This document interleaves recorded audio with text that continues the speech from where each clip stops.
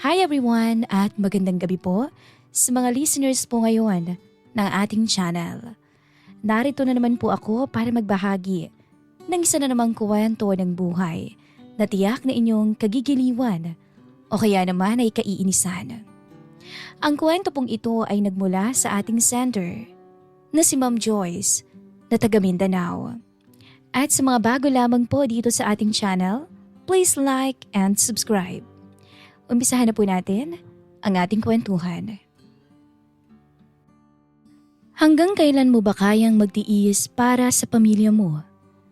Higit sa lahat, sa asawa mong nasa malayo at wala sa tabi mo sa panahong kailangan mo ng karamay. Hanggang kailan mo kayang magtimpi para sa nakakaakit na tuksong kusang lumalapit sa iyo? Hanggang kailan mo kayang pigilan ang sarili mo kung sa bawat araw na ginagawa ng Diyos ay unti-unti ka nang nahuhulog sa tukso? Dear Miss Kay, magandang araw po sa inyong lahat. Sumulat ako sa channel mo para ibahagi rin ang kwento ng aking buhay. Ang kwento ng aking pagkakamali at pagtitiis at kung paano ko nagka-affair sa kapitbahay namin. Isa siyang doktor, si Doc Bobby. Isang biyudo na 20 years ang agwat ng edad sa akin. Itago mo na lang ako, Miss Kay, sa pangalang Joyce. 30 years old. May 2 anak na lalaki. At ang karanasan kong ito sa buhay na ibabahagi sa inyong mga listeners sa araw na ito ay hindi para impluwensyahan ang iilan sa inyo na sundin ang ginawa ko, kundi ay para magbigay aral sa bawat isa sa inyo. Nangyari ho ito ilang taon na ang nakararaan. Matapos kong ipanganak ang bunso kong lalaki, si Brian. Si Brian po ay ipinanganak kong may sakit. May congenital heart disease, Miss Kay. At dito sinubok ang pagsasama namin ng asawa kong itatago ko na lamang po sa pangalang Chris. Si Chris ay isang engineer sa isa sa mga construction site dito sa Mindanao. At sa totoo lang, hindi naman po kalakihan ang sahod niya. Sapat lamang iyon sa aming pamilya. Medyo nagipit nga rin kasi kami dahil sa laki ng gastusin namin sa pagpapagamot kay Brian. Mahal kasi ang mga gamutan niya. Palagi rin kaming hinihingian ng laboratories at ang sabi nga ng doktor niya, kapag nasa 2 years old na si Brian, ay nangangailangan na siya ng operasyon. Hindi ko akalain, Miss Kay, na sa ganitong problema kami, masisirang mag-asawa. Minsan, hindi pala sapat ang pag-ibig para manatili kayo sa isa't isa. Lalo na kapag papasukin na ng tukso ang relasyon ninyong dalawa. Noon kasi akala ko ay basta mahal namin ang isa't isa, ay magiging kami na ang magkasama ng habang buhay. Pero hindi pala. Nagkamali pala ako sa inakala ko. Kapag pala ang relasyon ay susubukin na ng tadhana, ay dito masusukat ang pagmamahal ninyo sa isa't isa. At dito mo masusukat ang katatagan ng partner mo. Kung nakahanda ka ba niyang samahan sa hirap at ginhawa na iyong susuungin. Nangangailangan ng engineer sa ibang bansang kumpanya namin. Balak ko sanang pumunta. Malaki rin ang sasahurin ko doon kumpara dito sa Pinas. At alam mo naman kailangan natin ng malaking pera ngayon para kay Brian. Pagbungad sa akin ni Chris isang araw. Kakauwi niya lang noon sa trabaho at ako naman ay kalong ang 3 buwan pa lang naming baby. Mag-a-abroad ka. Napakaliit pa ni Brian. Tsaka papaano kami dito sa bahay? Nag-aalala kong tanong noon sa kanya. Para sa kinabukasan naman natin ang pagpunta ko sa abroad. Para sa paghahanda natin ng pera sa surgery ni Baby Brian. Napakaliit ng sahod ko dito sa atin. At hindi sasapat yun sa pangangailangan ng anak natin. Isa pa, grabe ng taas ng bilihin dito. 4 na tayong kumakain. Nagagatas pa buwan-buwan ng 2 bata. Hayaan mo na. Isipin na lang muna natin sa ngayon ang mga anak natin. Na para sa kanila kaya natin to gagawin. Natigilan talaga ako sa mga sinabi niya sa akin. Nalungkot ako dahil ayoko talagang umalis siya. Ayoko mawalay siya sa amin. Sino ba namang misis ang gugustuhin na mahiwalay sa asawa, hindi ba? Pero sa kabilang dako naman, ay naisip ko ang kalagayan ng anak namin. Ang napakalaking tanong, kakayanin ko kayang mag-isa dito nang wala siya sa tabi namin ng mga bata. Pero Chris, may malasakit center naman at may PhilHealth tayo. May insurance ka rin naman. Pwede naman tayong humingi ng tulong para sa mga gamot ni Baby Brian. Hindi ko kaya mag-isa rito. 3 years old pa lang si BJ, na ang tinutukoy ko ay ang panganay naming anak. Dadalhin ko kay mama sa probinsya si BJ para hindi ka mahirapan dito. Intindihin mo ko, Joyce. Napaiyak ako buong gabi ng araw na iyon. Ayoko talaga. Iisipin ko palang noon na iiwanan ako ni Chris at lalayo siya sa akin ay nasasaktan na ako. Wala akong kaalam-alam na nakakuha na pala siya ng mga requirements niya para sa abroad. Hanggang isang araw nga ay nagulat na lang ako nang dumating na ang passport at visa niya. Nasaktan talaga ako noon pero wala akong nagawa kundi ang pumayag na rin. Idagdag pang nasaktan ako dahil dinala nga ni Chris sa probinsya si BJ. Ayoko sana ng ganito. Pakiramdam ko kasi ay nagkawatak-watak kaming pamilya sa nangyari at wala akong nagawa. Sa totoo lang, Miss Kay, nag-away pa kami ni Chris noon dahil ayokong ibigay niya sa biyanan ko ang panganay ko. Nagsuggest nga ako kung pwede na sa amin nalang tumira ang biyanan ko para kasama ko siya. Para kumpleto pa rin kaming mag-iina. Pero hindi pumayag ang biyanan ko dahil may trabaho daw siya. Pansamantala lang naman to, babe.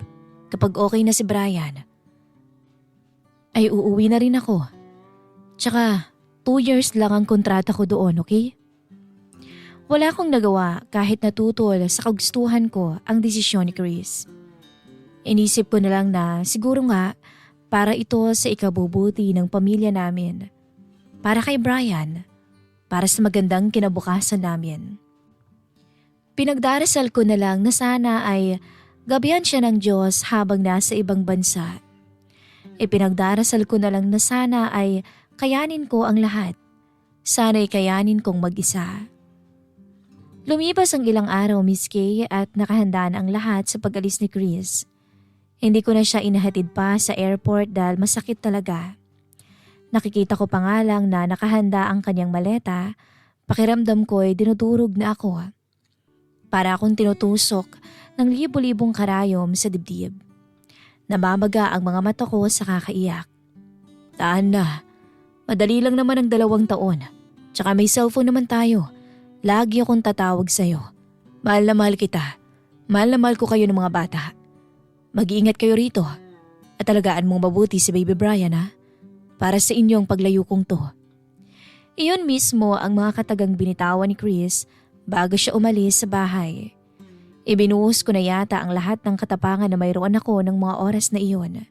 Pero umiyak pa rin ako.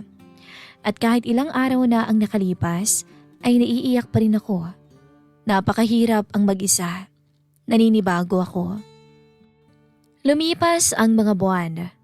Dito na ako unti-unting kinabahan. Isang araw kasi noon, tumawag ako kay Chris. Gabi yon sa kanila at alam kong wala siyang trabaho. Sinugot naman niya agad, ngunit nagulat ako nang makita ang isang babaeng pamilyar sa akin sa loob ng kwarto niya. Sino yun? Tanong ko kaagad. Kasamahan kong engineer, si Ma'am Cynthia. Naalala mo? Yung kasama ko dyan sa site dati. Engineer din. Kasama ko kasi siya rito eh. Paliwanag pa ni Chris sa akin. At nasa iisang kwarto lang kayo?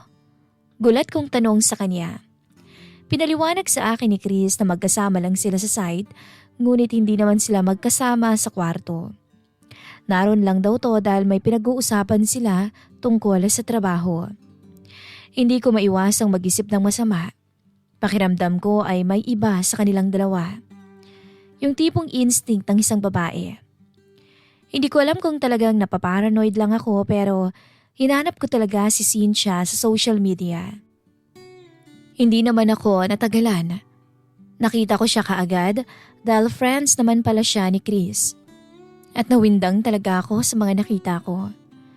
Marami silang larawan ni Chris noong nandito pa sila sa Mindanao. Ang ilan ay nasa site, ang ilan ay hindi ko alam kung saan. Basta mga gala iyon, kasama naman ang mga katrabaho nila. Pero mukhang close talaga sila ni Chris. Kaya bilang asawa, doon ako kinutuban ng masama. Hindi naman sa wala akong tiwala sa mister ko. Pero parang yung instinct ko mismo ang nagsasabi sa akin na may kakaiba talaga sa kanila. Mula sa mga larawan nilang nakikita ko sa FB ni Ma'am Cynthia. Masasabi kong close talaga ang dalawa. Sa mga sumunod na linggo, kinalma ko ang sarili ko. Malapit na noon ang check-up ni Brian. At kapag ganon, kailangan kong ihanda ang sarili ko. Minsan kasi nakakagulat ang mga sinasabi ng doktor sa akin. Ngunit bago dumating ang araw ng check-up ng anak ko, nagkaroon to ng ubot sipon. Nahirapan talaga siyang huminga. Unang araw pa lang ng kanyang ubot sipon ay sobrang hirap na ang anak kong huminga. Naghahanda pa ako ng mga gamit namin papunta ng ospital para sana mai-admit ko ang anak ko. Nung bigla na lamang tong hindi makahinga. Nanginig na ako nun sa takot. Hindi na ako mapakali. At doon nga, isang may edad na lalaki na bagong nakatira sa boarding house na nasa tabi lang ng bahay namin ang pumunta. Doon ko nalaman na isa siyang doktor. Tinignan niya ang kalagayan ng anak ko. At dahil wala namang gamit, sinipsip nito ang ilong at bibig ni Baby Brian. At doon palang Miss Kay bumalik ang stable na paghinga ng anak ko. Hindi man lang siya nandiri, kahit na hindi naman namin siya kaano-ano. Dalhin na natin ang bata sa ospital. Nasa labas ang kotse ko, baka matagalan pa ang ambulansya. Wika nito na hindi ko na natanong pa ang pangalan. Basta sabi niya doktor siya. Basta sumama na ako sa kanya. Kilala siya ng mga nurses at staff ng ospital kaya mabilis kaming naasikaso. Kaagad kong kinontak ang mister ko habang sinusuri ng mga doktor si Brian. Ngunit nanlumo talaga ako dahil hindi ko makontak si Chris ng mga oras na yun. Kaya sa kadesperedahan ko, nag-chat ako kay Ma'am Cynthia. Nagpakilala kong asawa ni Chris. Nag-reply naman sa akin si Cynthia pero nagulat talaga ako sa naging reply niya. Tinatanong ako kung may ebidensya daw ba kung asawa talaga ako ni Chris. Kung pera daw ang habol ko, ay sa iba na lang daw ako lumandi at huwag sa nobyo niya. Doon talaga ako nawindang. Sa chat na iyon ng babaeng yun, ay nakumpirma kong may relasyon nga sila ni Chris. Sa galit ko binigay ko talaga sa kanya ang mga family photo namin ni Chris at ng mga bata. Maraming larawan ang binigay ko kay Cynthia sa chat hanggang sa hindi na ako nito nireplyan. Maya-maya lang din ay tumatawag na sa akin si Chris. Pero nagagalit to. Hindi ka ba makapaghintay kung kailan kita re-replyan, Joyce? Alam mo namang nagtatrabaho ko rito pati ba naman si Ma'am Cynthia dinadamay mo pa. Naistorbo yung tao dahil sa'yo. Nakakahiya naman. Desperada ka ba talaga? Singhal niya sa akin noon. Oo, Chris. Desperado talaga akong makontak ka. Dinala ko sa ospital si Brian. Wala akong magagamit, wala akong pera. Ikaw, ano bang ginagawa niyo ng kabit mo ha? Doon naman natigilan si Chris at nagsorry. Kung ano man raw ang sinabi sa akin ni Cynthia ay huwag ko raw paniniwalaan yon. Magpapadala daw siya kaagad. Ganun lang yon, Chris? Matapos niyang sabihing nobyo ka niya. Sa tingin mo ba maniniwala ako sa'yo? Magtitiwala pa ako sa'yo? Tangina, Chris. Yung hirap ko dito walang-wala sa hirap mo dyan. Joyce, babe naman. Huwag kang maniniwala sa kung ano-ano ang sasabihin sa'yo ni Ma'am Cynthia. Wala talaga kaming relasyong dalawa. Napakalinis ng konsensya ko. Pagkatiwalaan mo ko, huwag kang mag-alala. Wala akong gagawin na kahit ano dito. Kung gusto mo, magpapalipat ako sa ibang branch namin dito para hindi ko siya makasama sa trabaho, okay? Tapatin mo ako, Chris. Sabihin mo sa akin ang totoo. May relasyon ba kayo ng babaeng yun? Wala talaga, babe. Wala kaming relasyon ni Ma'am Cynthia. Bulalas ni Chris sa akin. Napaluhan na lamang itong nagsusumamo na wag daw akong maniniwala sa paninira ni Ma'am Cynthia sa relasyon naming dalawa. Matagal na siyang may gusto sa akin. Pero hindi ko siya pinapatulan, yun ang totoo. Mahal na mahal kita at ang mga bata, kaya hindi ko gagawin ang nasa isip mo. Naging kampante naman ako sa mga sinabi niya. Lalo nga't sinabi niya sa akin na magpapalipat siya sa ibang branch. Oo, ganun ko siya kabilis pinaniwalaan. Lumipas pa nga ang mga araw at naging okay na rin kami ni Chris. Pero dito na din ako nagsimulang lumiko ng daan na hindi ko inaasahan. Si Doc Bobby, yung kapitbahay kong doktor, ay nahumaling kay Brian o mas tamang sabihin na nagkagusto sa akin, na dinadahilan lamang niyang anak ko sa mga padalaw-dalaw niya dito sa bahay, lalo na pagkatapos ng trabaho niya. Hindi ko maiwasang mapansin si Doc Bobby dahil bukod sa mabait to, maganda rin ang pangangatawan nito sa kabila ng edad niya. 53 na si Doc Bobby, Miss Kay. Opo, matanda siya sa akin ng halos 20 years. Biyudo rin si Doc Bobby. Maalaga siya. Minsan pa nga'y pinagluluto niya ako ng ulam. Kagaya na lang nung isang araw. Bumili siya ng karning baboy at doon na niya niluto sa bahay. Ganun siya ka-feel at home. Kinakabahan ako sa tuwing nandun sa bahay si Doc Bobby. Pero hinayaan ko siya dahil gusto ko rin namang may makasama. Hindi ko alam kung bakit pero nakakaramdam ako ng kakaiba sa tuwing nakikita ko siya. Nawawala ang kalungkutan ko sa pag-iisa ko at kampante ako dahil alam kong anytime andyan siya para alalayan ako sa pag-aalaga kay Brian. Siguro nga namimiss ko lang talaga si Chris. Kaya kahit alam kong mali, pinagpatuloy kong maging close kaming dalawa. At minsan nga, may mga bagay na akong naiisip na hindi dapat. Bagay na hindi dapat naiisip ng isang babaeng may asawa na. Madalas kaming magkasalo na kumain at kampante sa companionships ng isa't isa. Doon nga unti-unti kaming nakapagpalagay ng loob at doon nga niya kinuwento ang kanyang buhay. Biyudo na nga raw siya ng ilang taon at mag-isa na lang sa buhay. Ang mga anak niya kasi ay nasa ibang bansa na. May mga nurse at may doktor. Malungkot din ang buhay niya tulad ko, nag-iisa. Sa paglipas pa ng mga buwan, tinis ko ang lahat, Miss Kay. Pinigil ko ang sarili ko para hindi ako matangay sa tuksong lumalapit sa akin. Ayokong magkasala kay Chris. Ngunit isang gabi, gulat na gulat ako nang tumawag ako kay Chris. Hindi kasi si Chris ang sumagot sa tawag, kundi si Ma'am Cynthia. Ang sabi niya sa akin ay nasa meeting pa si Chris. Hindi ko na naman napigilan ng sarili kong magkaroon ng alinlangan sa asawa kong nasa malayo. Ang alam ko kasi, nilipat na sa ibang branch si Chris. Pero bakit magkasama pa rin sila ni Cynthia? Sinungaling ka talaga, Chris. Niloloko mo lang talaga ako. Galit na galit ako noon. At sa galit ko, uminom talaga ako. Yung alak niya sa bahay, tinungga ko yun na parang tubig dahil sa inis ko. Doon biglang dumating si Doc Bobby. At nagulat nga to nang madatnan niya akong lasing.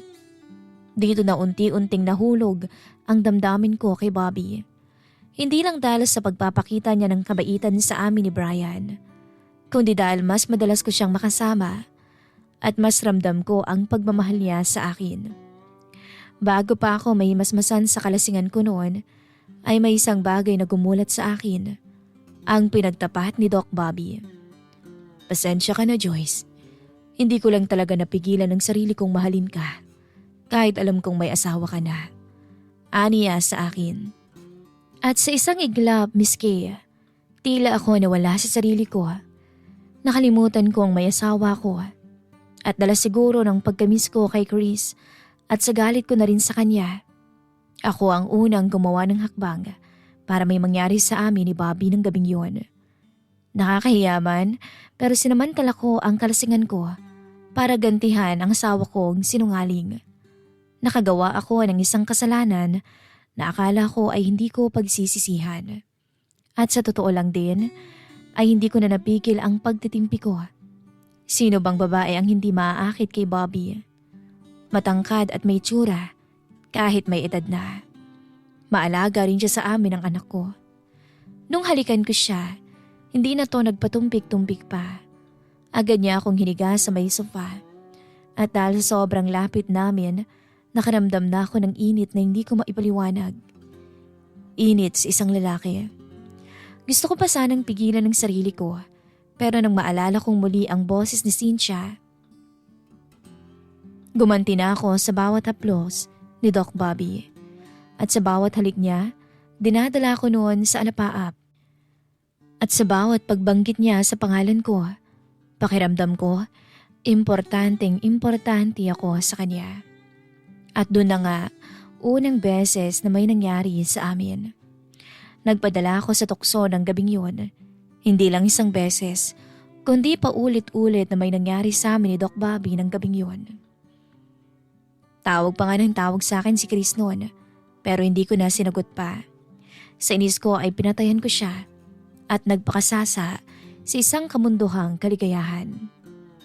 Ilang buwan pa ang lumipas, hinayaan ko si Chris kung totoo mang may relasyon sila ni Cynthia. Ayoko nang ma-stress pa. Kaya naman ang bawat araw ko ay naging magaan mula nang maging kami ni Bobby. Yes, Miss Kay. Nagkaroon na kami ng relasyon ni Bobby. Madalas nga'y sinasama niya ako sa bahay niya. Sa totoong bahay niya. Malaki yun. Nakilala ko rin ang matandang kasambahay niya doon. At madalas pa nga sila ang nagbabantay kay Baby Brian. Nangungupahan lang pala siya dahil may 2 months siyang aasikasuhin dito sa amin. Hanggang isang araw, kinabukasan noon, magpapasko na. At pinagpapatuloy ko ang kahibangan ko kay Doc Bobby. Ngunit hindi ko inaasahan ang nangyari. 5:00 ng hapon, naghahanda ako ng pagkain namin ni Bobby dahil dito siya tutuloy galing sa trabaho niya sa ospital. May kumatok sa pintuan namin, kaya nagtaka ko kung sino yon. Si Bobby kasi ay papasok na kaagad yon sa bahay. Kaya naman binuksan ko. Para akong naupos na kandila sa kinatatuyuan ko nang tumambad sa akin ang masayang mukha ni Chris. Babe, surprise! Binigyan kami ng kumpanya ng 2 linggong bakasyon para raw makasama namin ang pamilya namin ngayong Pasko. Mahigpit akong niyakap ni Chris. Nalamig ang buo kong katawan sa pinagsamang gulat, kaba at takot. Gulat sa bigla niyang pag-uwi, kaba na baka mahuli niya kami ni Bobby dahil may iilang gamit pa naman si Bobby na nasa bahay. Hindi ko naisip yun noon, Miss Kay. Hindi ko naisip na maaaring masira ang pamilya namin sa ginawa ko. Pero nang maalala ko na naman ang tungkol sa kanila ni Cynthia, tila ako apoy na nagniningas matapos sindihan. Galit kong itinulak si Chris. Pamilya talaga? Mabuti naman pala't naalala mong may pamilya ka pa, Chris. Doon na bumuhos ang luha sa mga mata ko. Hindi ko alam kung ano ang mas masakit.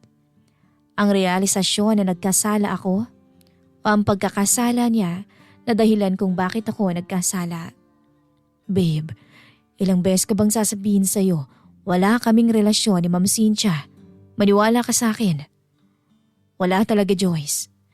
Paulit-ulit akong kinumbinsi ni Chris noon habang yakap niya ako ng maigpit. At dahil di naman basta-basta mawawala ang pagmamahal ko sa asawa ko, pinili kong paniwalaan siya dahil sa dami ng paliwanag niya sa akin. Naniwala ulit ako sa kanya. Pinaniwalaan ko ang mga paliwanag niya. Hindi ko sinabi kay Chris ang tungkol sa amin ni Bobby dahil hindi ko naman kayang sirain ang pamilya namin. Hindi ko kayang aminin ang bagay na kahit ako, nahihiya sa sarili ko kapag naaalala ko. Kaya nilibing ko ang lahat sa limot. Nung malaman ni Bobby na nandito si Chris, siya mismo ang dumistansya. Ang alam ni Chris, naging close kami ni Doc Bobby dahil ito ang tumulong sa amin ni Baby Brian noon. Wala na siyang ibang nalalaman pa. Habang tumatagal, Miss Kay, lalo kong kinakain noon ang konsensya ko. Tuwing tinitingnan ako ni Chris na punong-puno ng pagmamahal, pakiramdam ko ang tumi-tumi kong asawa. Kaya naman lalo kong pinilit maging mabuting asawa sa kanya. Inasikaso ko siya habang nandun pa siya. Inilagaan ko siya. At unti-unti, pinilit kong kalimutan ang nangyari sa amin ni Doc Bobby. Akala ko magiging maayos na ulit ang lahat. Akala ko matatapos na rin ang mga pagdududa ko tungkol kay Cynthia. Dahil simula nung umuwi si Chris, halos hindi na niya nabanggit ang pangalan nito. Mas naging sweet pa nga sa akin si Chris. Mas naging maalaga at ramdam na ramdam ko ang pagmamahal niya sa akin. Masayang-masaya kaming nag-celebrate ng Christmas. Tuwang-tuwa ang panganay namin noon dahil magkakasama kaming lahat. Pero ilang araw lang ang lumipas. Mula nung Pasko. Isang gabi, lasing na umuwi si Chris galing sa inuman kasama ang mga barkada niya. Halos hindi na ito makalakad ng maayos, kaya naman inalalayan ko siya papasok ng kwarto namin. Pagkahiga niya, mabilis lang tong nakatulog. Ako naman, inayos ko yung mga gamit niya. Noon ko napansin na naiwan niya ang cellphone niya sa kama. Wala naman talaga akong balak mangialam pero ewan ko ba. Hindi ko talaga pinakailaman ng cellphone niya mula nung dumating siya. Pero nung mga oras na yon, para bang may bumubulong sa akin na tingnan ko yon. At doon nagsimulang gumuho ang lahat. Una kong nakita ang pangalan ni Cynthia sa messenger. Nalamig agad ang buong katawan ko. Pero pinilit ko pa rin kumbinsin ang sarili ko na baka magka-chat lang sila dahil sa trabaho. Tama naman ako, hindi pa. Hanggang sa mabasa ko ang isang message. Namimiss na kita. Parang biglang nawala ng hangin sa paligid ko. Nanginginig ako noon. Ni-scroll ko ang conversation nilang dalawa. Deleted na. Parang kailan lang tong natira. At doon ko nakita ang katotohanan. Na ilang beses na nilang tinanggi sa akin. Hindi pala ako praning. Hindi pala ako nag-iisip lang ng mali. Talagang may relasyon silang dalawa. May mga messages na halatang matagal nang may namamagitan sa kanila. Grabe kong maglambingan. At doon ko rin nalaman na sabay silang umuwi dito sa Pinas. Pero mas lalo kong nadurog nang magpunta ako sa gallery niya. Wala akong makita nung una hanggang sa naisipan kong tingnan ang recently deleted folder. At doon tuluyang ng lambot ang mga tuhod ko. Marami. Mga pictures nilang dalawa, magkasama sa restaurant, magkayakap sa loob ng kondo. May picture pa nga si Cynthia habang nakahiga sa may kama at kitang-kita sa salamin ang refleksyon ni Chris. Habang walang kahit ano sila sa sarili. At ang pinakamasakit sa lahat, Miss Kay, nakita ko yung petsa. Nauna na palang umuwi si Chris noon sa pamilya ng babaeng yun. Hindi siya agad sa amin dumiretso. Nauna muna siyang pumunta sa pamilya ni Cynthia. Bigla akong naalala lahat. Nung gabing umiiyak ako habang pinaniniwala kong sarili kong maling-mali ako sa nagawa ko. Na na-paranoid lang ako. Na wala akong dapat na pinagsilosan. Ako yung sobrang nakonsensya noon. Ako yung takot na takot. Habang sila, patuloy lang pala akong ginagawang tanga. Napaupo ako sa gilid ng kama habang tuloy-tuloy ang pagpatak ng luha. Katabi ko si Chris na mahimbing ang tulog. Parang walang kasalanan. At sa unang pagkakataon, pakiramdam ko, mas masakit yung pagsisinungaling na ginawa niya sa akin kaysa sa mismong pagtataksil niya. Dahil ilang beses niya akong pinaniwala sa mga kasinungalingan nila. Ilang beses niya akong pinagmukhang baliw dahil lang sa kutob ko. Kinabukasan, wala akong sinabi. Wala akong lakas ng loob. Tahimik akong naghanda ng almusal habang siya parang normal lang ang lahat. Okay ka lang? Tanong pa niya habang umiinom ng kape. Tingnan ko lang siya. At doon ko na-realize, hindi lahat ng lalaking umiiyak nagsasabi ng totoo. Hindi lahat ng lalaking humihingi ng tawad, inosente. Minsan, kaya ka lang nilang yakapin ng mahigpit para hindi mo maramdaman na niloloko ka na pala nila. Uy, okay ka lang? Tanong ni Chris habang umihigop ng kape. Tinitigan ko lang siya. Okay lang.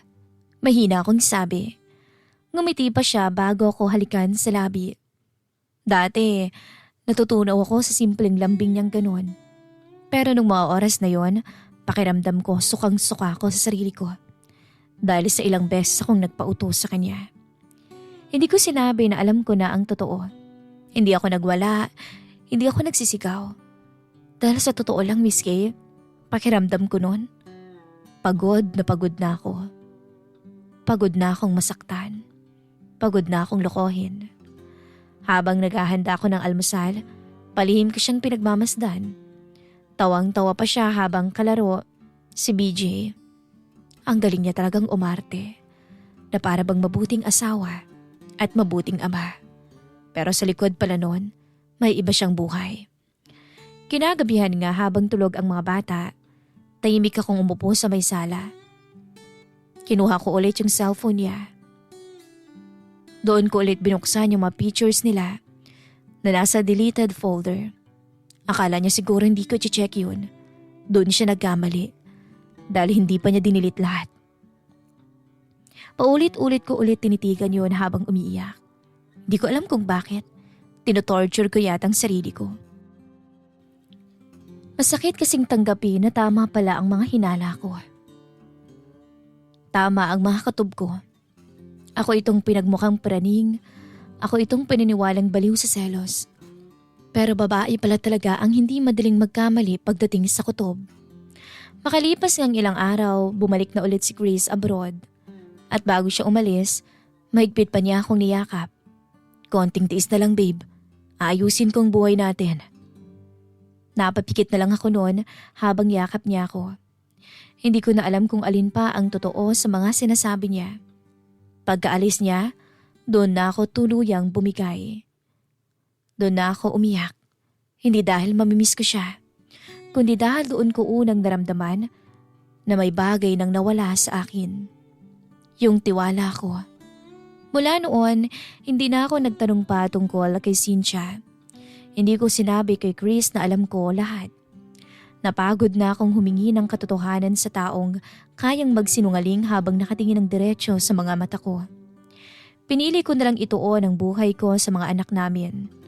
Pero simula nung gabing nakita ko ang mga pictures nila, hindi na naging pareho ang pagtingin ko kay Chris. Dati, asawa ko siya. Ngayon, ama na lang siya ng mga anak ko.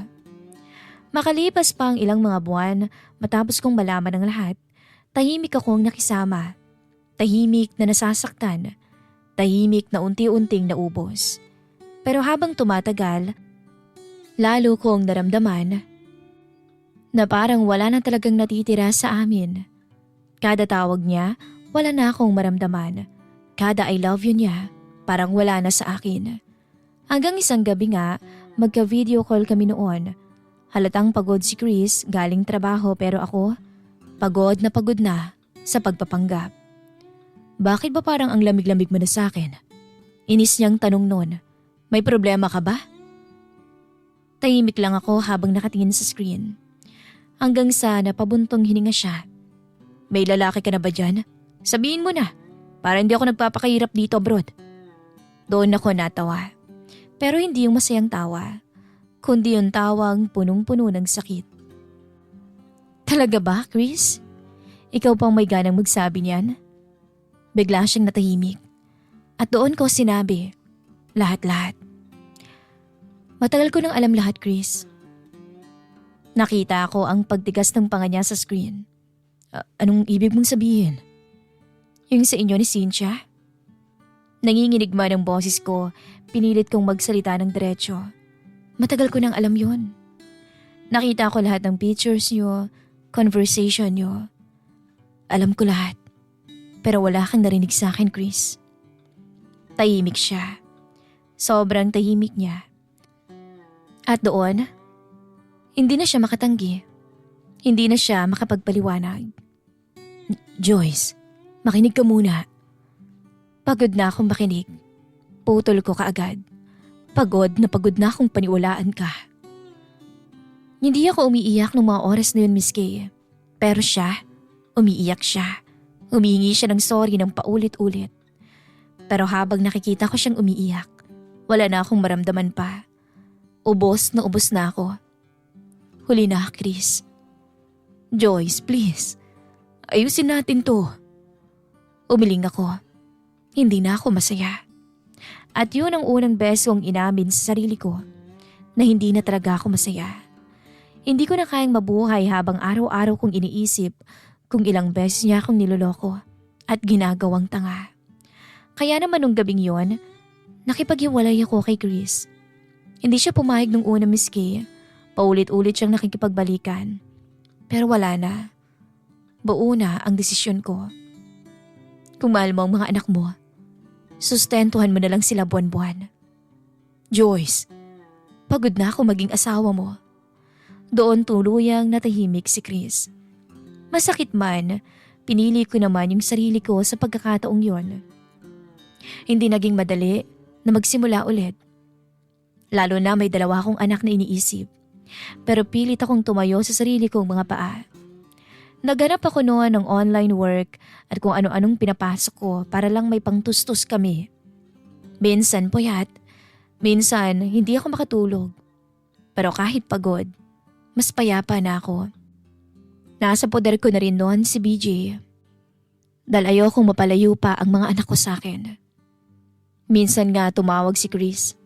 Sinabi niya sa akin, Joyce, kay mama muna si BJ. Namimiss na raw nila eh. Pero hindi ako pumayag. Ano ko si BJ? Ako ang nanay niya, ako ang mag-aalaga, ako ang magdidesisyon. Kung noon siguro papayag ako. Dahil sa lagi ang gusto niyang nasusunod. Pero ngayon hindi na. Tahimik lang siya. Hindi na siya nakipagtalo pa. Kung gusto mo, buntisin mo na si Cynthia. Anakan mo na siya. At ibigay mo sa nanay mong magiging anak niyo. Huwag na yung anak ko. Hindi na nakasagot pa si Chris. Simula noon, Miss Kay, tuluyan ko nang pinili ang sarili ko. Unti-unti kong binuo ulit yung confidence ko, yung pagkatao ko, yung buhay ko na matagal kong sinandal sa maling tao. Halos taon din ang lumipas. Noong bumisita sa akin si Bobby, para kumustahin kami. Hanggang sa naging close na rin sila ng anak kong si BJ. Dahil madalas silang maglaro sa labas kapag dumadalaw siya. Naging tahimik na ang lahat sa akin. Wala nang sikreto pa. At sa totoo lang, hindi ko pa alam kung kaya ko pa bang ibalik ang dating relasyon namin ni Doc Bobby. Marami pa rin akong takot. Marami pa rin akong iniisip. Bahala na ang tadhana. Siguro kung kami talaga ni Bobby ang para sa isa't isa, kami talaga. Pero sa ngayon, isang bagay lang ang sigurado ko. Masaya na ako. Hindi dahil may bago akong lalaki, kundi dahil sa unang pagkakataon, matapos ang napakatagal na panahon, pinili ko naman ang sarili ko. Ito po ang kwento ko, Miss Kay. Kwento ng aking kahinaan at mga pagkakamali. Hanggang dito na lamang po at lubos na gumagalang. Joyce.